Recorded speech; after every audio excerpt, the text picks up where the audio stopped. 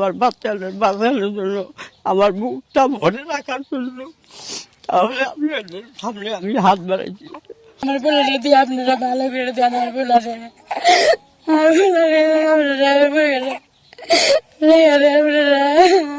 জোরে জোরে শ্বাস করতেছে, এরকম সবসময় করে?